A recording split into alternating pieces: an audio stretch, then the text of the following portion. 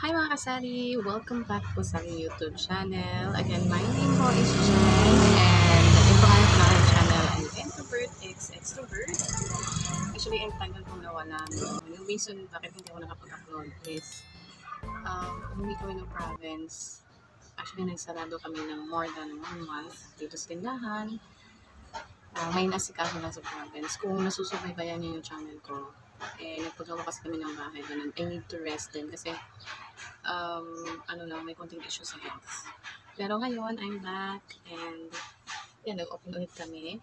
I-update ko lamang po kayo sa ganap namin sa aming tindahan since kailangan namin mag-order ng mga products at mga paninda dito sa tindahan since matagal kami nagsarado. So, keep on watching guys and also maraming salamat nga po pala doon sa nag-subscribe sa aking YouTube channel. Hindi ko palain na umabot na ako ng 1K subscriber. Maraming salamat po sa inyo and mag-comment naman po kayo at siguradong babalikan ko naman po kayo.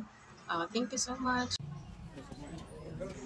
At ito na nga ang pinakauna nating inasikaso ay yung ating soft drinks dahil napakainit. Buti na lang may ahente kami at to the rescue sila sa pag-deliver ng ating mga products. Ayan, meron tayo ditong Coke mismo, may 1.5, tsaka kasalog at tsaka 8 ounce na din. So, kung mapapansin nyo, yung karamihan sa order namin ay Coke talaga. Bihira lang yung Sprite and Royal kasi hindi sila masyadong mabenta.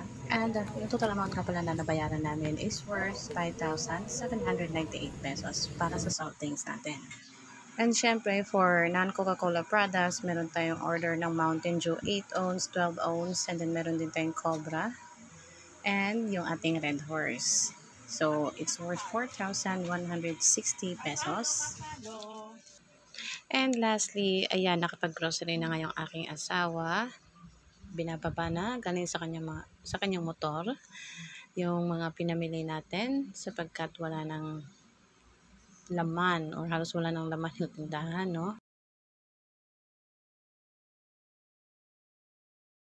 Napakikita ko lamang po yung before and after tayo nagligpit. Hindi na muna natin bubuksan isa-isa yung mga boxes since alam nyo na medyo mahaba-habang pagliligpit to. So ito po yung look ng tindahan before tayo magligpit guys.